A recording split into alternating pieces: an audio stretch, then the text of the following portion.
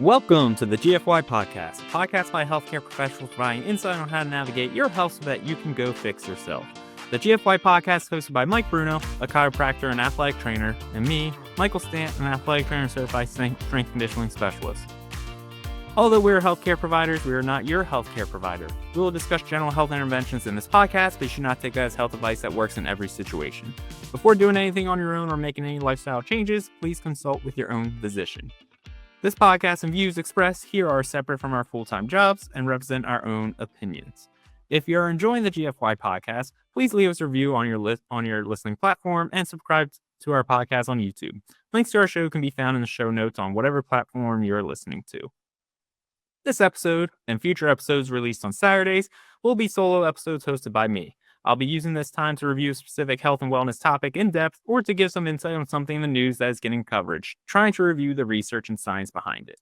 These episodes are designed to be about 10 to 15 minutes in length to help you learn something interesting or gain insight into why a specific treatment is used, and honestly, it gives me an opportunity to learn a little bit as well. So today's topic is rucking. So I'm going to do a quick dive into it and kind of see what's going on. So what is rucking? If you're not in the military or you don't do a lot of trail hikes, this type of exercise may be new to you. So it is simply just walking or running with a weighted backpack or sack.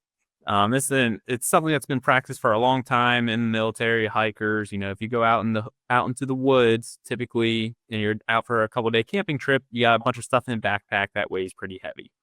So it's starting to get a little bit more attention from longevity experts, such as Dr. Peter Attia, as a potential quote-unquote super exercise. Why?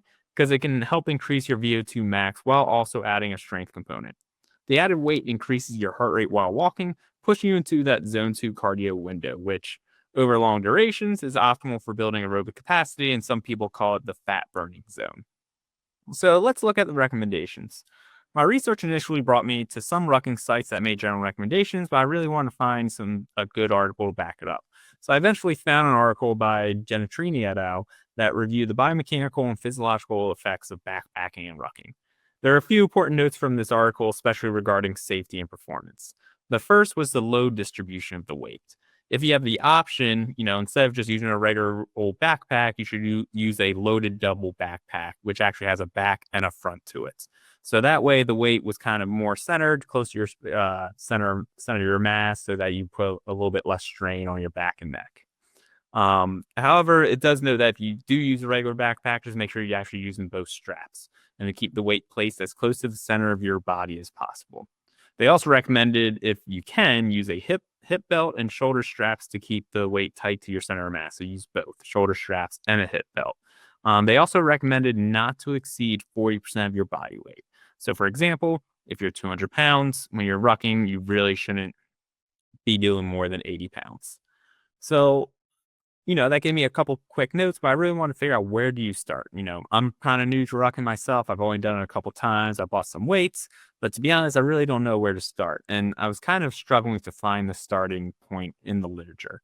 So I ended up coming down to a website or company called Go Ruck. They seem to be the most prominent company in the space, and they had a good blog about where to start. So a lot of it's actually from them, so I'm going to run through it real quick. So, the biggest thing is, if you're a beginner, start light. Start with 10% of your body weight, right? So, for example, if you're 200 pounds, you would start at 20 pounds, okay?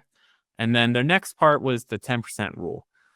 So they recommended to only increase weight by 10% a week. So for example, that 200 pounds, 20 pounds, say you did rucking for a week, the next week you would progress to 24 pounds, right? That would be a 10% increase from that previous weight. They also recommend not to exceed a third of your total body weight for general training.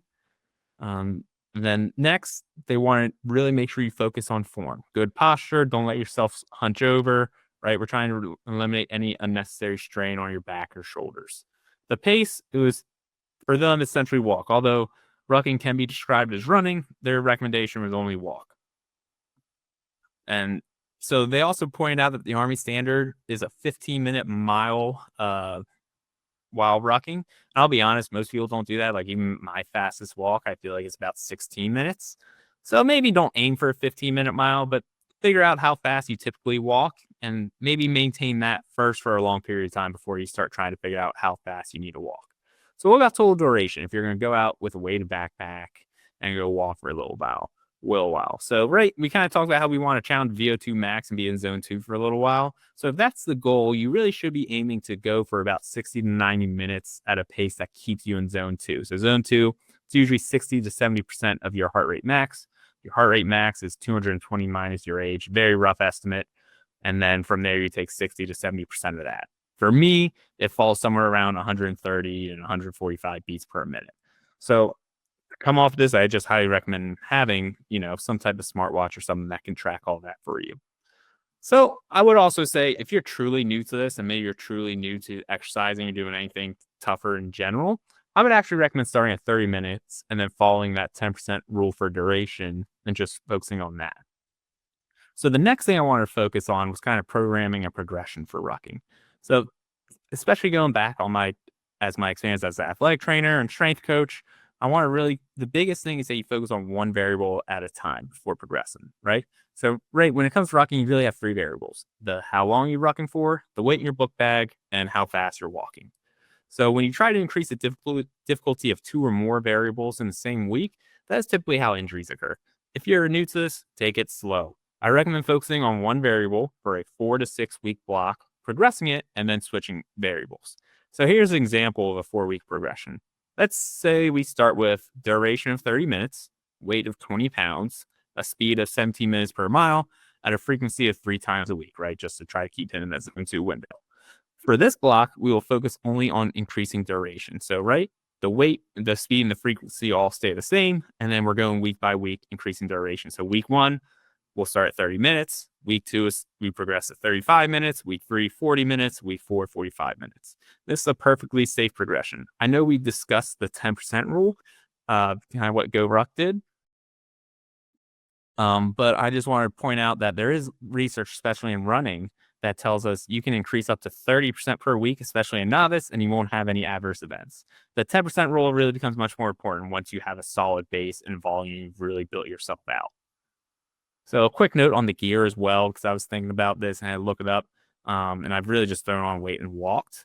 And so I went back to Go Ruck, and the general recommendation is to wear hiking shoes. They're a little bit more sturdy and built, especially with the extra weight, so the cushion, so it won't just kind of collapse underneath your feet. Another thing I want to point out, especially as an athletic trainer and as a rehab professional, I feel like rucking is something that could really bridge the gap for athletes. I'm thinking specifically of athletes coming off a long-term injury or surgery, like an ACL reconstruction, where they're clear for everyday activity. They can walk, they can go up steps, things like that, but they're not yet cleared to run. A lot of times there's, about a 1 to 2 month window before being able to get cleared to run. So I feel like this kind of gives an option to create a physiological benefit and improve cardio while providing a functional strengthening component for the legs and core without the high impact of running. And honestly, it might be a little bit more fun than, having to do biking or elliptical or other stuff that athletes usually get cleared to do prior to running. So I hope you enjoyed this brief review of rucking. If you enjoyed this episode or any other episode of the GFY podcast, please leave us a review on your favorite listening platform or YouTube. If you have not already, please subscribe or follow us. You can find links to our socials in the show notes and subscribe to the Well Informed newsletter as well. Have a great day.